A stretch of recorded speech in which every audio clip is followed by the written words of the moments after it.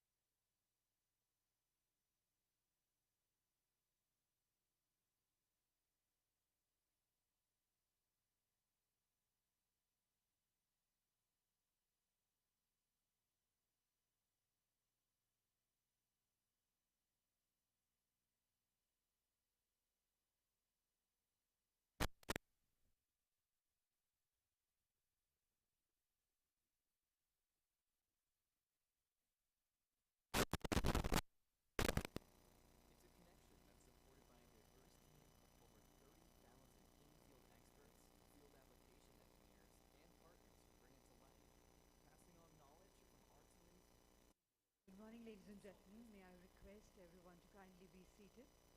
We're ready to go ahead with the proceedings Broadband India Summit 2023. May I also request for all mobile phones to be kept on to silent mode. All our participants, dignitaries, delegates at the exhibition area are requested to kindly take their seats in the front.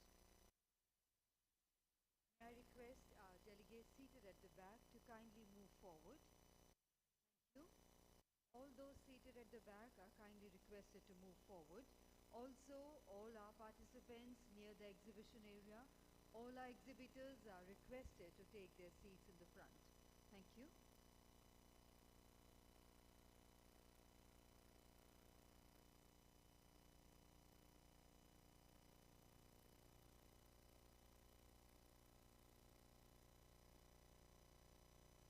Namaskar and good morning.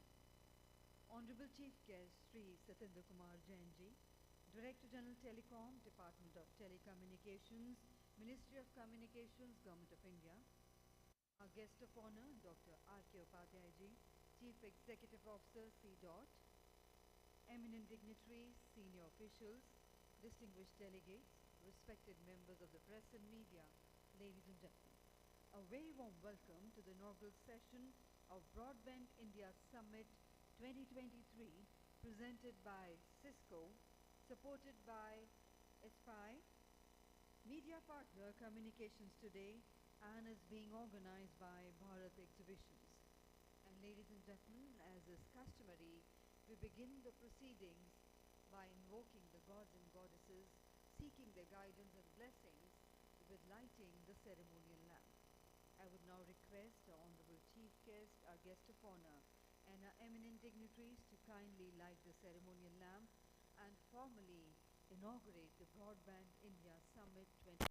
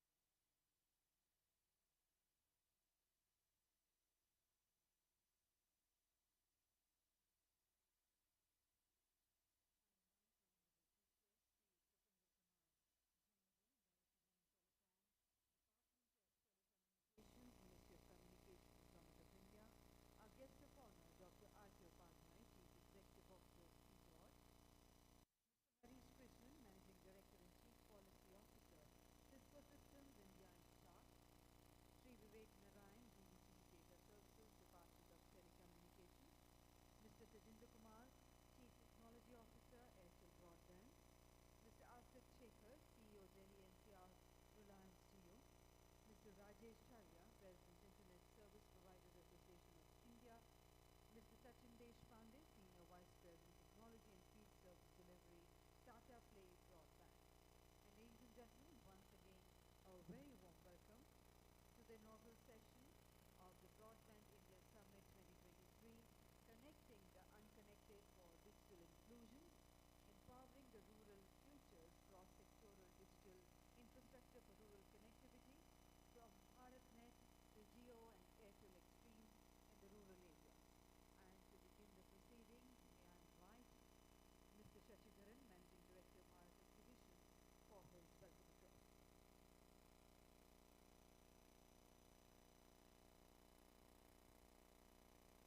Good morning, ladies and gentlemen. Warm welcome.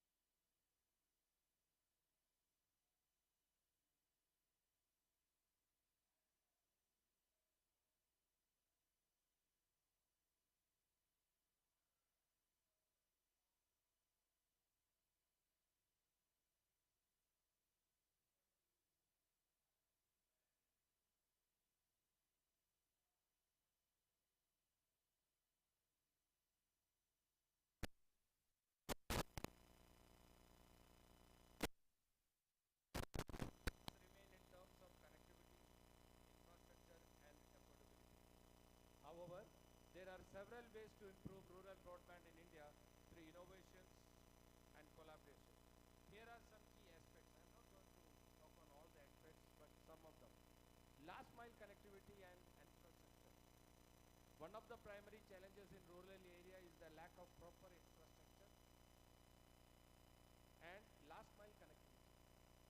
Innovative solutions such as leveraging wireless technologies, including satellite, can help bridge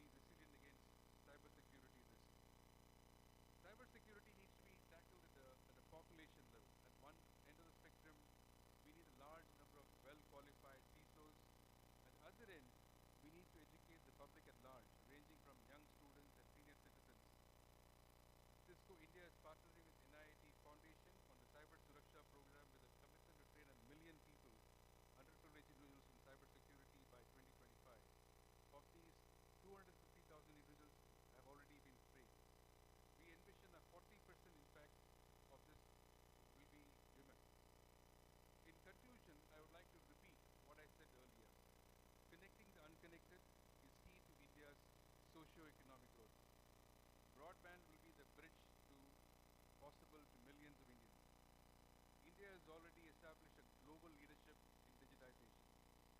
With concerted action of the government, industry, digitization will play a key role in not only ensuring that India becomes the third largest economy in the world in the next few years, but for powering an inclusive future for all. Thank you.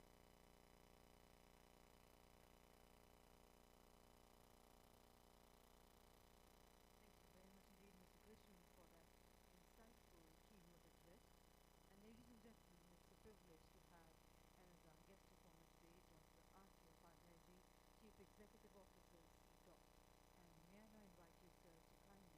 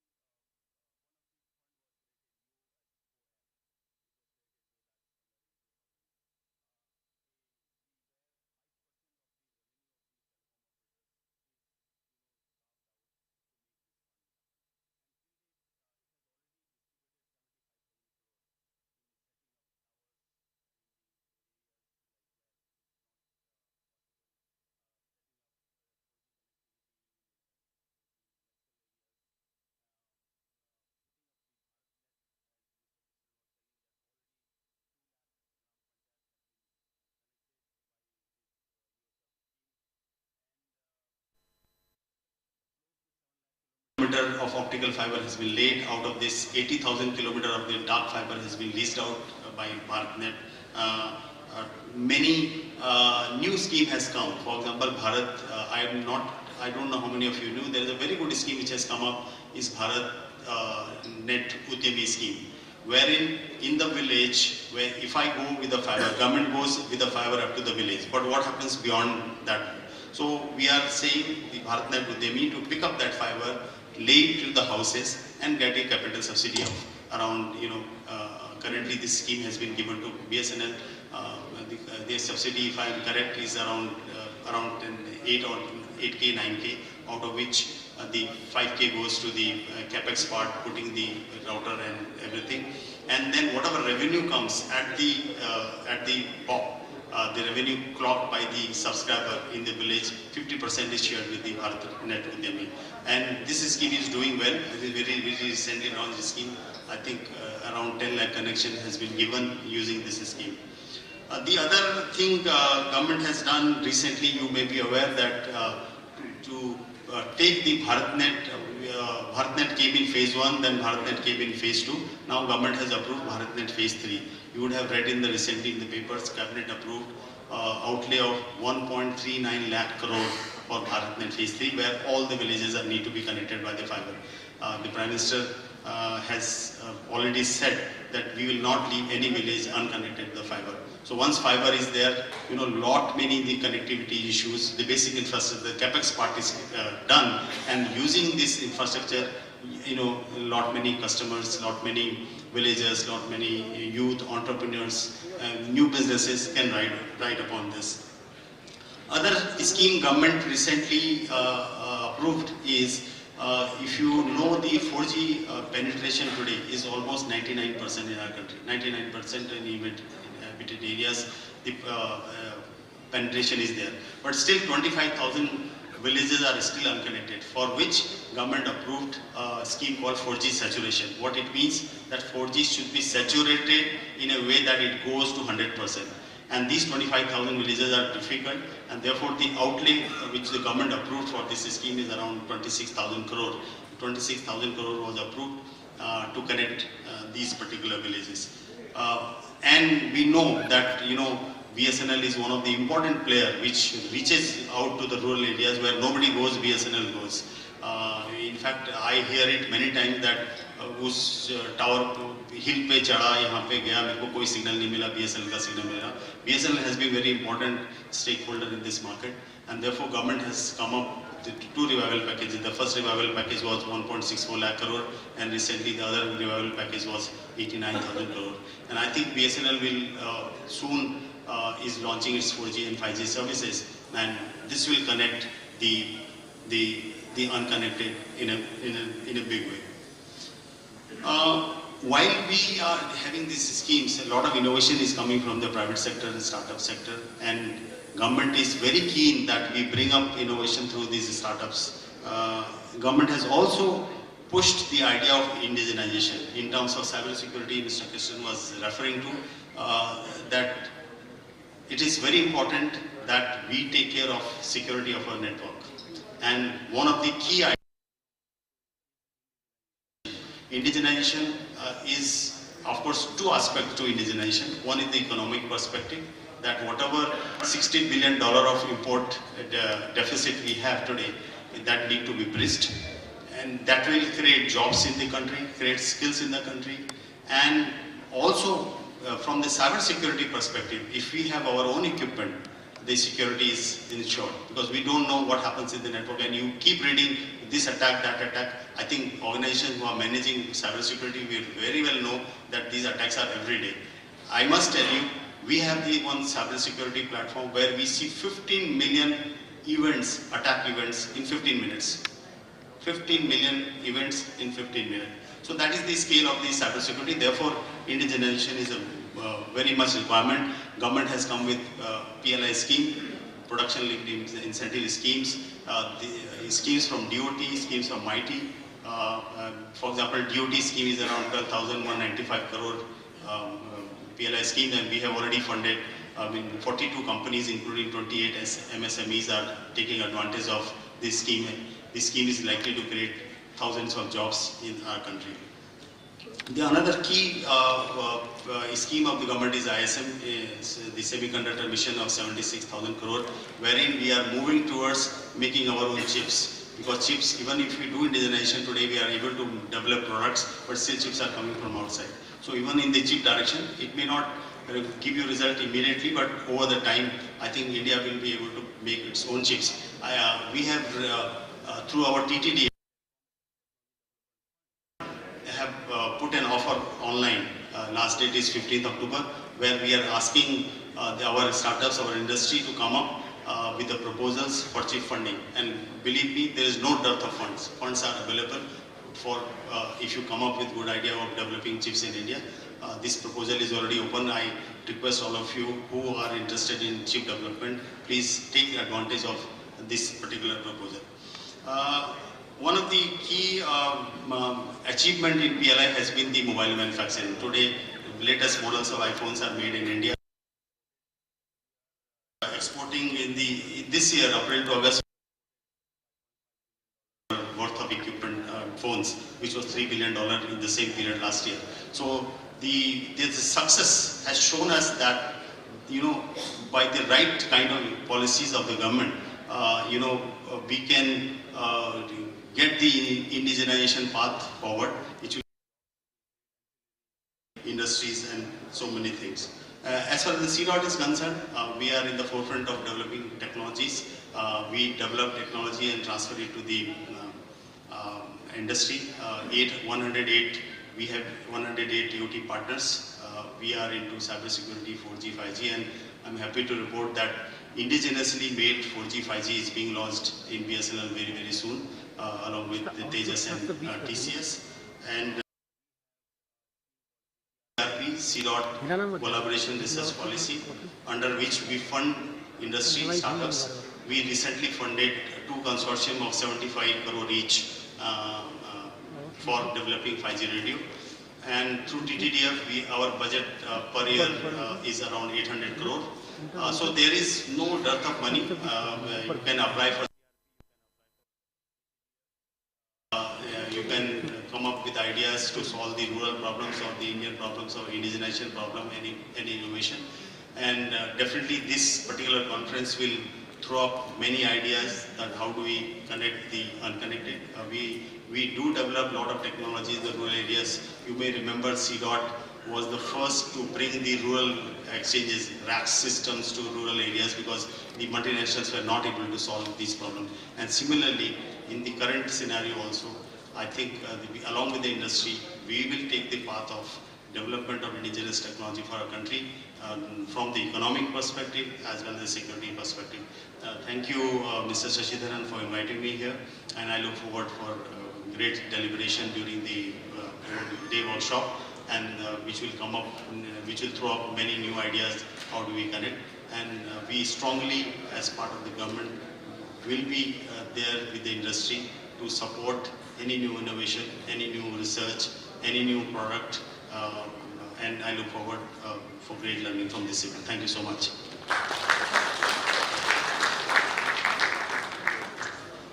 Thank you very much indeed, sir, for that wonderful address. And we have always looked up for guidance and support towards you.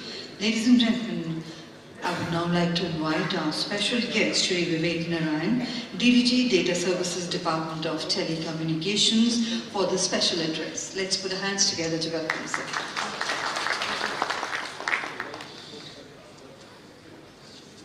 DGT sir, distinguished speakers, ladies and gentlemen, friends from the media, very good morning. We are talking about the connected and unconnected. Presently, the status of FTTH connections in rural India is 1.9% households are having FTTH connections. In urban area, the same figure is 25%, and overall India it is 10.5%. However, the silver lining is that the growth rate in rural FTTH is 73% vis-a-vis 41% of in urban India. And overall country's growth rate is 45%. So the growth rate has been good. about FTTH because mobile broadband is great, but the average download per mobile per month is 17.3 GB. Whereas from FTTH connections it is 250 to 300 GB. We all experience that at our homes and offices we normally use Wi-Fi which is coming from the FTTH. So FTTH is the requirement. However, in difficult terrain areas we have new technologies like Airtel and Jio coming up with the LEO and MEO satellites which would help provide broadband connectivity in the difficult areas. We are eager to see how they roll out and good hope for the actual difficult terrains. So now,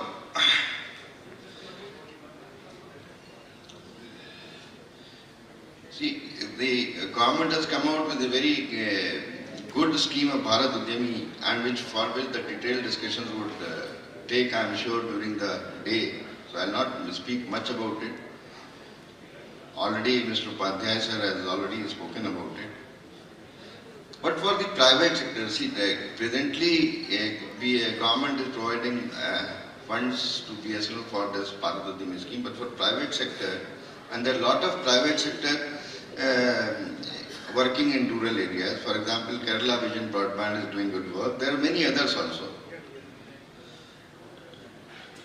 So, department has announced a scheme recently that we would recognize the top three category A, category B and category C ISPs who work for rural areas. The scheme is there on our website, it is there on the TIB, etc. So total 9 recognitions every year for connections given without government support. So that is one thing, but there is a line of caution here. The quality of OFC being deployed by the ISPs, presently there are 2,666 ISPs in the country. And I don't know what is the quality of OFC being laid by them. It could be as low as 3 years life. Now that is because all the capex is going by laying and buying the cable, and if you have to replace it by 3 years or 5 years, then it is an enormous task that you will either you will deploy your resources in rectifying the faults when actually the time comes on return on investment, when you break even and start. So at that time either you will go, whether you will go for expansion or you will go for repair work. So essential requirements on OFC are going to be announced by TEC very soon, and that would be part of MTCTE, and I urge the operators to look into it and follow it, because the quality of OFC which you are laying is very vital.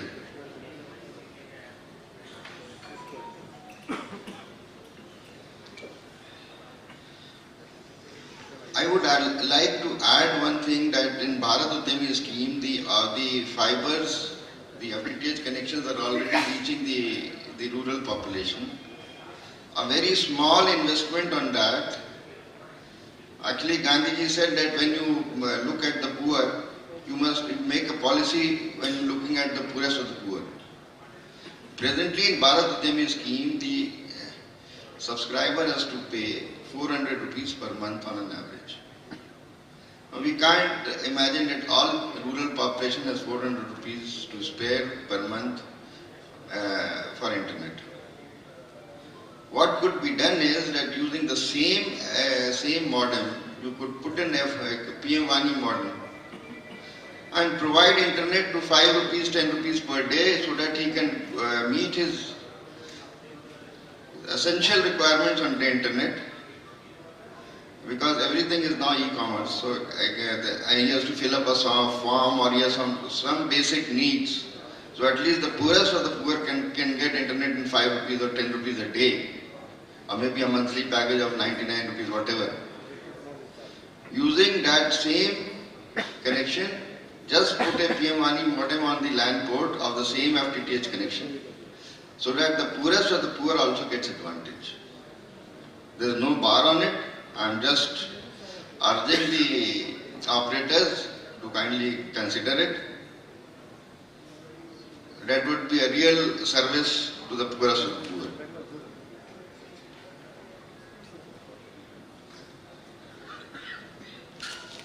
Now, I like to show a chart. I travel a lot hand-holding ISPs because there are 2,600 ISPs pan-India. So, we had a conference at Pune in which 600 ISPs attended it. Basically, there are a lot of issues, lot of communication gaps, lot of viability issues being faced by the ISPs. So basically, if you go and reach out to the ISPs, they will come out with their problems. So we had a 32 set of issues identified at Pune, which we are regularly pursuing. ISPI is also formed committees to help it out, and I am regularly issuing what all has been resolved. A great work has been done by my colleague Mr. Neeraj on ROW issues. The other issues being faced by ISPs is cutting of cables.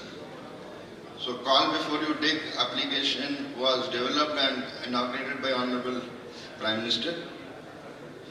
License fees issues, as I travel now, I feel and now I see that there are very few cases of license fees issues pending with the ISPs, and recently DOT has announced a clarification on AGR that the license fees would be charged only on that, AGR would be counted only on the service for which you have taken license for. There were issues with regard to trusted source. Two clarifications were requested. One has already been issued, it is there on our website. Other clarification which ISPI wanted is being rigorously pursued with this. There are, but still ISPs feel that there are return on investment issues. So one innovative idea could be that you use internet telephony. Now there are licensed internet telephony operators. I will not like to name them. You can see from the website or from, because I'm not favored. I'm just talking about a technology. I have a solution, not about a particular operator or set of operators. That using internet telephony, through the licensed operators, with the help of licensed operators or tying up with the licensed operators, what you could do is that anybody who is having internet could get a telephone number. And that telephone number would work anywhere in the world, wherever he has internet. If he goes to London, he has and he connects with the Wi-Fi in the hotel, he is there with that number. So all the ISPs who are providing internet to the households, presently ISP does provide internet, or it could be TV or OTT, but he is not providing SIM cards and he is not providing the landline telephone, which obviously makes him less competitive. Whereas if these operators tie up with the internet telephony operators, then they could also provide the telephone as per the licensing requirements. Obviously that has to be followed. How you tie up all those commercial and licensing requirements has to be seen and complied with. But I am just giving an idea that an plain internet subscriber could also be given an internet telephone, which would enhance the return on investment and enhance the competitiveness of the ISPs.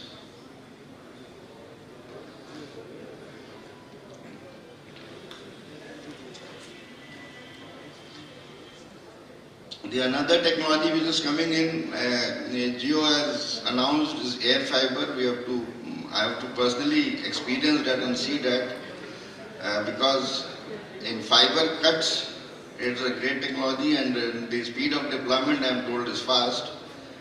But I still have to actually experience it. I have not experienced it, but I am eager to see that how it works out.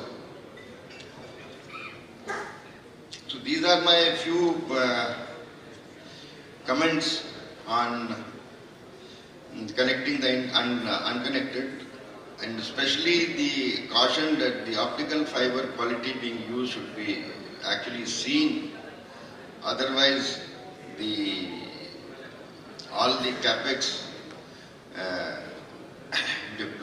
invested would go down the drain if the quality of OFC. If the OFC becomes brittle after 3 years, 4 years, and you are not able to splice it, if there is cutting or then it's a huge investment which will go down the drain. So that's a point of caution I'd like to say, and follow the essential requirement being issued by TC shortly. Thank you.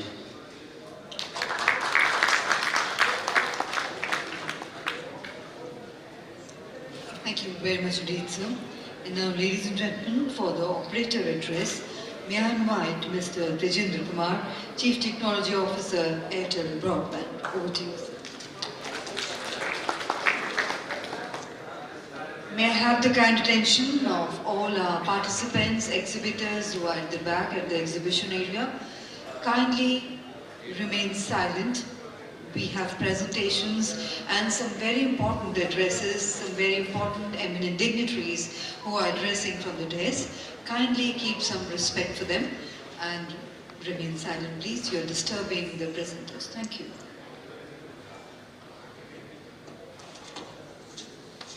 Good morning to the esteemed dignitaries sitting on the dais, ladies and gentlemen, and friends from the industry. Good morning. So I'm lucky to have this broadband. A lot of things and talks are happening on broadband last couple of years, and I'm lucky to have I've spent my complete experience in broadband from last 20 years. So I've seen the journey from kbps to mbps. So I started my career as a support engineer to install the broadband modems. From there to ADSLs, large part of section of last year was we are selling ADSLs, VDSLs, and from last couple of years now everybody is talking about FTTH. That's journey from kbps to mbps took around 15 years, and now from mbps to gbps is hardly 2 or 3 years now. So today 1 Gbps is a normal speed that everybody is talking about. There were days when people are talking about I want 10 Mbps, 40 Mbps, even there were times where 64 kbps used to be a lease line speed, right? So that journey has speeded up in last couple of years. After Corona, the broadband is now from good to have to the must. So everybody knows what is the importance of broadband. So that is the reason from last couple of years the talk on the broadband is more, and from Airtel we are also expanding a lot. So last before Corona, we were used to serving the broadband in couple of cities, maybe 50-60 cities in India. Now we are serving the close to 1,000+ cities, and we are expanding more. And couple of years you will see this number will go up. So broadband is importance. Everybody knows the importance, and school, working from home, school from home, everything is happening on the broadband. So connectivity is an important part, and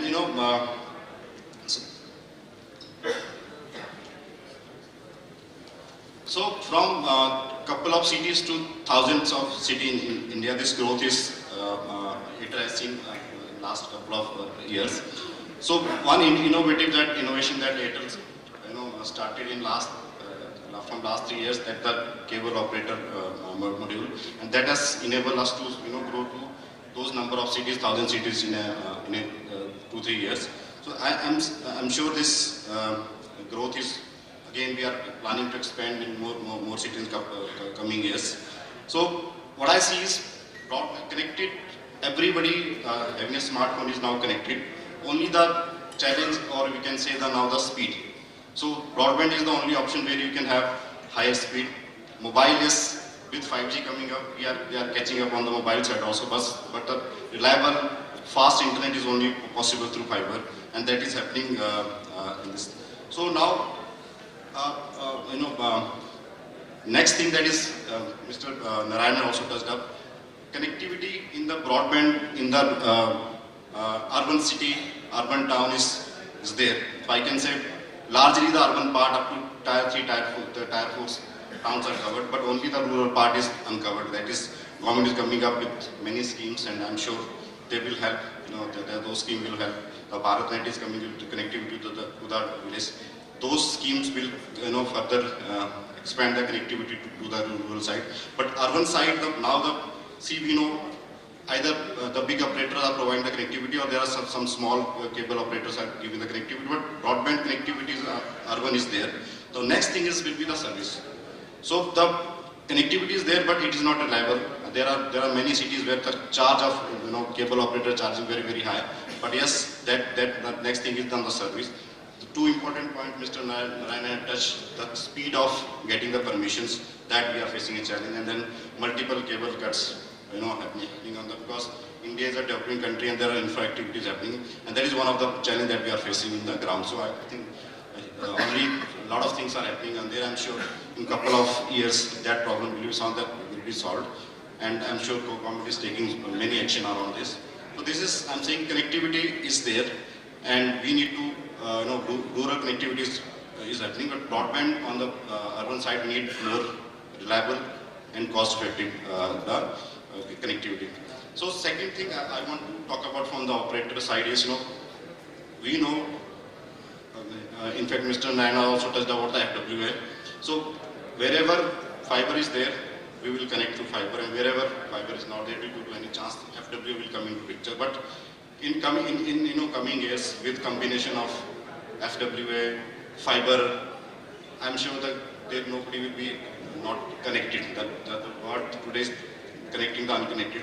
In coming years, I can see with combination of different technologies, there will not be any household in India wherever the coverage is not there. Yes, there are challenges on this, but yes, with coming years, with the government actions and the private operators are investing on the broadband, I'm sure coming time, not a single household will be today unconnected. Yes, so lastly I can say, we know broadband to the house is important, but inside the house, everybody access today the internet through Wi-Fi.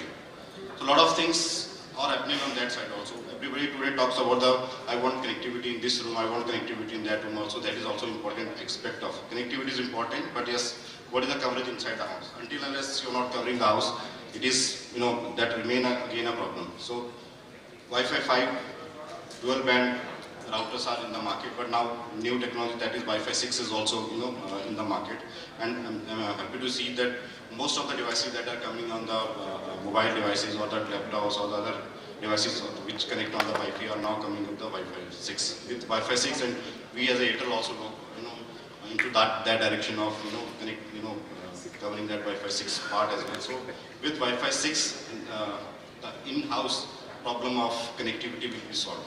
So largely fiber, FWA, the satellite communication, largely the connectivity part will be solved, and in-house with Wi-Fi 6 is coming, and there are other mesh options available. I can see the in-house problem of Wi-Fi is also getting solved. So from the operator side, I can tell if the government is doing their bit on solving the lot of challenges that ROW not having overhead permissions. Many cities, the cost of ROW is very high. They are working their part. As an operator, we are also investing on expanding to more down and down. And I can see with both from the government and the other operators, private operators, broadband will be every house will be connected on broadband in coming years, and there will be a now discussion on how to use, what are the use cases in the broadband rather than even having a basic necessity of connecting the broadband.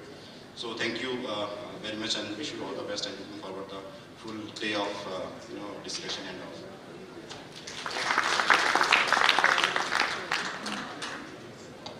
Thank you very much indeed, sir. And now, ladies and gentlemen, for the next operator address, may I invite Mr. Asit Shekhar, CEO Delhi and NCR Reliance Jio.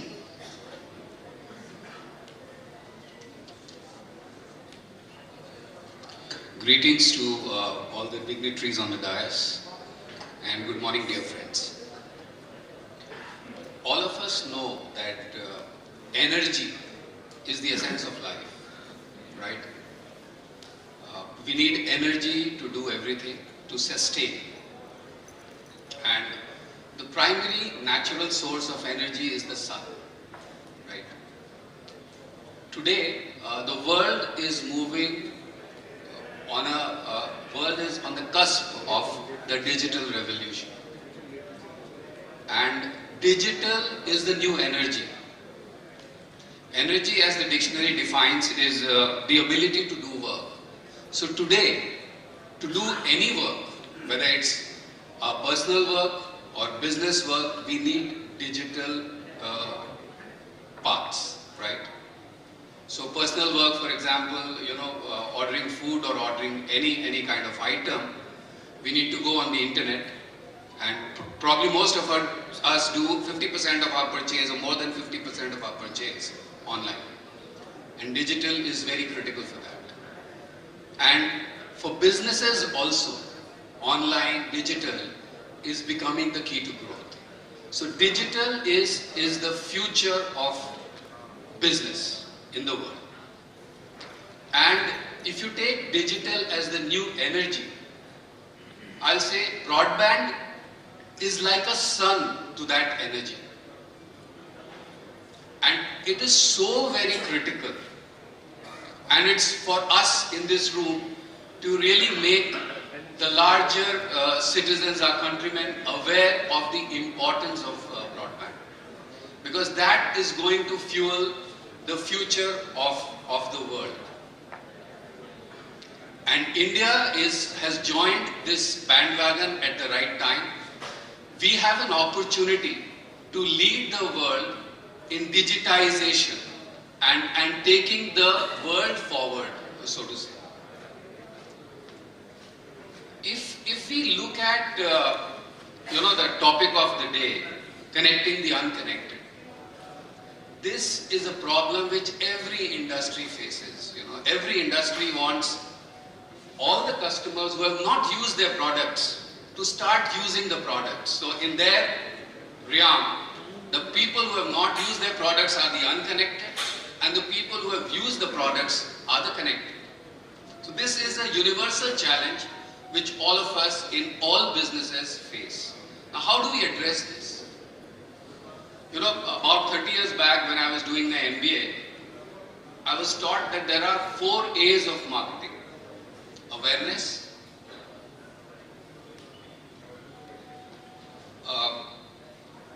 availability, affordability, and finally adoption, because adoption is also very, very important. Just because people are aware, your product is available, it is affordable, does not mean that the people are going to start using it, start adopting it. So all 4 A's are important, right?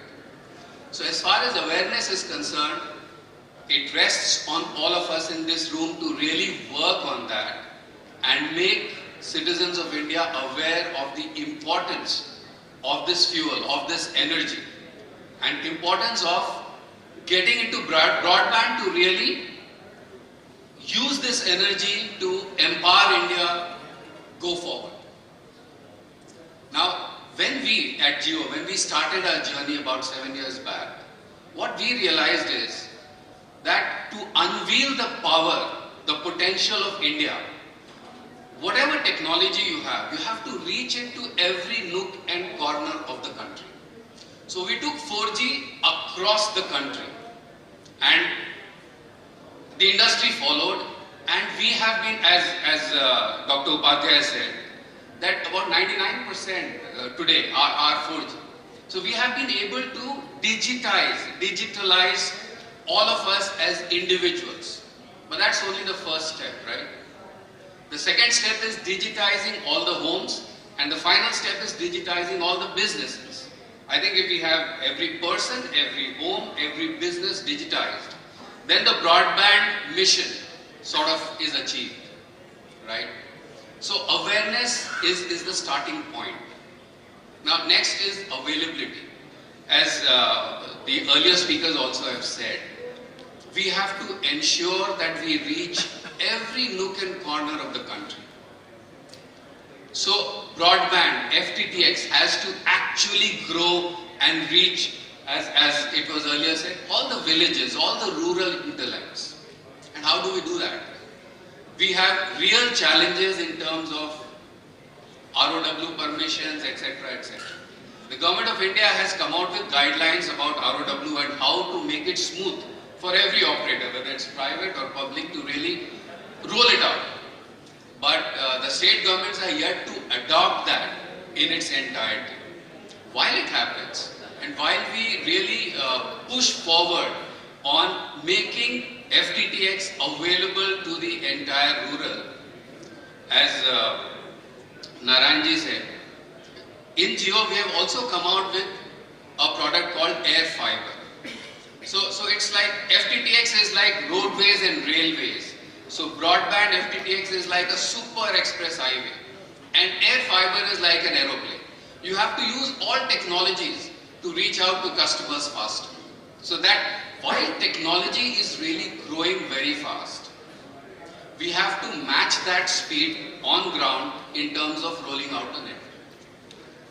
So availability is very, very critical, and all of us together are trying to reach. So one of the missions of BharatNet is to really reach everyone. So I hope that we are really able to roll it out fast. The third A is affordability. Now today, broadband is available at less than $5 a month for homes, and almost $10 a month for businesses. So affordability is there. Wherever broadband has reached, affordability is there. But there is a huge market out there to really reach also in terms of making broadband available. So that is a challenge which all of us are together addressing. But that is a key one, because that is going to really unveil the power and potential of India. And reaching out to millions of people in the hinterland will enable them to really improve the businesses, and as we heard, taking India ahead in terms of from 5th to 4th to 3rd to 2nd to top economy of the world, because that is the way to go. And we have joined it at the cusp of this digital revolution. The last A was adaptability. Now how do we get people to adapt? So as Tejendra ji said, urban में तो आ गया है, but still urban में adoption पूरा नहीं हुआ. All urban fiber to home is available mostly, but everyone has not taken it. So there are two things here. One, COVID has been a very, very bad thing for the world, but it has also helped us understand the importance of broadband, because work from home, entertainment from home, education from home, all of that was enabled because of 4G technology and broadband and FTTX, right? In Jio, what we have done is our broadband service. So what is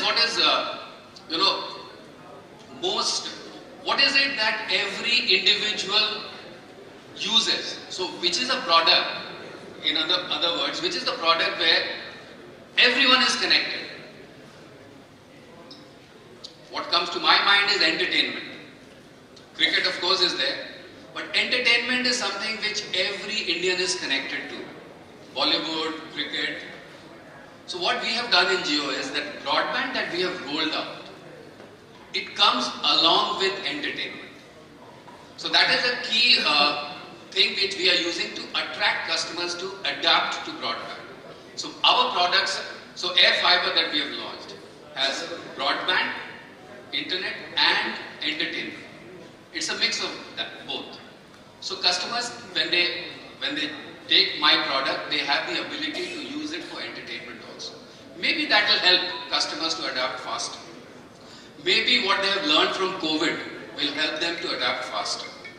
But the real challenge for all of us in this room remains, how do we make people aware that this is an energy which is going to fuel the growth, not only of businesses, but also as people.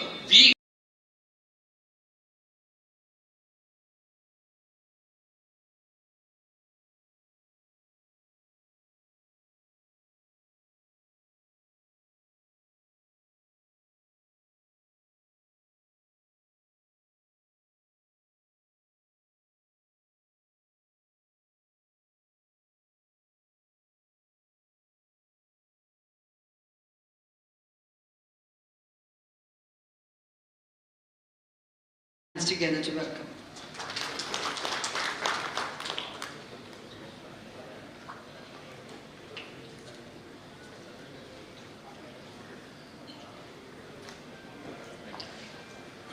Thank you very much, Shashi, for inviting after a long time.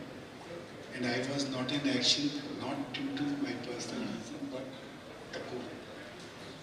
And you have also not organized the event during the COVID time. That was the reason of remaining absent. And I don't like this virtual thing where the people are not attending so seriously what we expect physically. Welcome to everyone for this broadband mission in Broadband India Summit. And gentlemen and guests, Satyendra ji from DGT DDGTS. ISPs plays a big role in the main theme, connecting the unconnected. On 15th of August 1995, when our late Prime Minister Vajpayee ji has opened this sector for the private sector. Otherwise, earlier only the incumbent BSNL was there, and we remember that connectivity was being used by either the educationists or the technologists. It was not available for the general public so easily, which we are getting right now. ISPs has played a very big role during the pandemic time, and really the broadband growth started actually from the pandemic time, when everyone was from home, whether a kid for the school, whether a lady for the entertainment, and whether the gentleman for the office work, or the ladies for the office work. Since independence of our country, we have seen many revolutions. Started with the Industrial Revolution, then the White Revolution with the milk, then the Green Revolution with the agriculture, and now our Honorable Prime Minister has given another resolution, Digital Revolution, wherein everyone is shifting digitally, and we have become one of the largest country in broadband proliferation. And if we talk of the digital transaction, we are the largest. If I just give you the number of the largest number of the UPI,